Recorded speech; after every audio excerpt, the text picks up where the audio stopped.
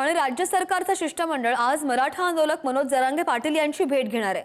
जालन्यामधील अंतरवाली सराटीमध्ये ही भेट होणार असून शिष्टमंडळात भाजपा नेते प्रसाद लाड यांच्यासह आमदार नारायण कुचेंचा सुद्धा समावेश असणार आहे।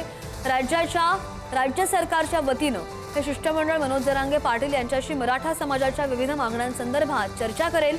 मराठा समाजाच्या विविध प्रलंबित मागण्यांसाठी मनोज जरांगे यांनी पुन्हा एकदा उपोषणाला बसण्याचा इशारा दिलाय। जरांगे यांच्या या इशाऱ्यानंतर सरकारच्या वतीनं भाजप नेते प्रसाद लाड आणि आमदार नारायण कुचे हे आज त्यांची भेट घेऊन त्यांच्याशी चर्चा करणार आहेत। या चर्चेकडे आता सगळ्यांचं लक्ष लागलंय। आपल्यासोबत भारतीय जनता पक्षाचे नेते प्रसाद लाड आहेत। तुम्ही आज संभाजीनगरमध्ये आलेला आहे, नेमकं कुठले कुठले मुद्दे घेऊन तुम्ही आता अंतरवालीत जाताय? नाही, प्रथम गोष्ट तर एक आपल्याला मी फार क्लिअर करू इच्छितो की मनोजदादांनी जेव्हा आंदोलन पुकारलं त्यावेळेला माझी स्पष्ट भूमिका होती की त्यांनी देवेंद्र फडणवीसांनी केलेल्या कामाचा देखील उल्लेख करावा, त्यांना विरोध म्हणून विरोध करू नये।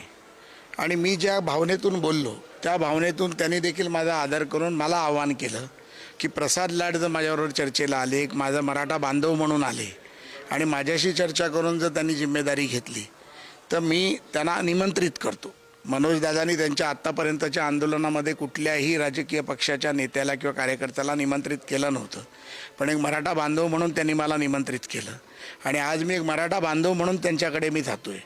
मला त्यांच्या भावना जाणून घ्यायच्यात आणि मला त्याचबरोबर सरकारने केलेली कामं देखील त्यांना सांगायची आहेत। त्यामुळे सरकारी प्रतिनिधी म्हणण्यापेक्षा एक मराठा बांधवाचा कार्यकर्ता म्हणून मी आज मनोजदादाला भेटायला चाललो आहे। त्यांनी कुठली त्यांची कामं अडलीत, कुठल्या कामांमुळे ते नाराज झालेत, कुठली कामं त्यांची अजून अपेक्षित आहेत, हे सर्व मी त्यांच्याकडनं समजून घेणार आहे।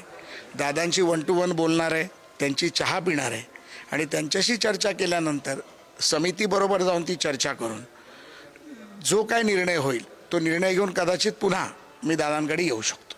म्हणजे आजच्या बैठकीमधून चर्चेमधून तोडगा निघू शकतो असं वाटतंय? तुम्हाला विश्वास आहे? जर दादांनी माझ्यावर विश्वास केला, एक मराठा बांधव म्हणून विश्वास केला, तर निश्चितपणे तोडगा निघेल।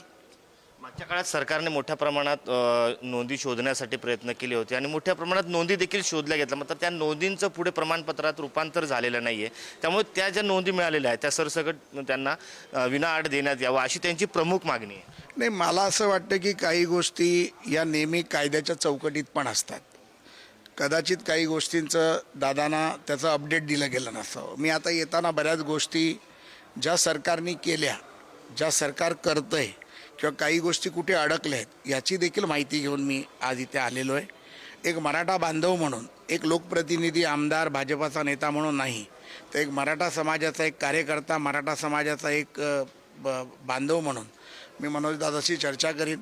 सरकारने केलेल्या कामाची देखील त्यांना मी सगळी प्रत जी आणली ती त्यांना देईन आणि त्यांचे प्रश्न समजून घेईन आणि नंतर आपल्याशी मी बोलेन। थोडक्यात सरकारची जी कामं आहे सांगता येतील?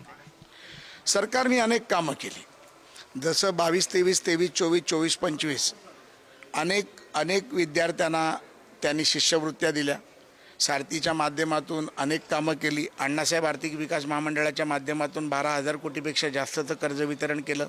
अनेक लोकांनी जे उद्योग चालू केले त्याची व्याज परतफेड केली। काल देखील 150 कोटीची व्याज परतफेड केली।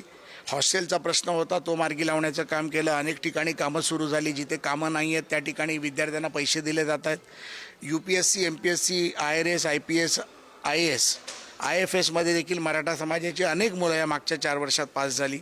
असे अनेक निर्णय, म्हणजे 1981 चालू झालेला लढा मनोजदादाच्या प्रयत्नाने आरक्षणामध्ये त्याचं रूपांतर झालं आणि पोलीस भरती असेल, जनरल भरती असेल, अनेक भरत्यांमध्ये त्याच्यामध्ये लोकांना काम दिलं गेलं, लोक भरती झाली, लोकांना फायदा झाला। आताच्या येणाऱ्या शैक्षणिक वर्षात देखील फायदा होईल याची मला खात्री आहे।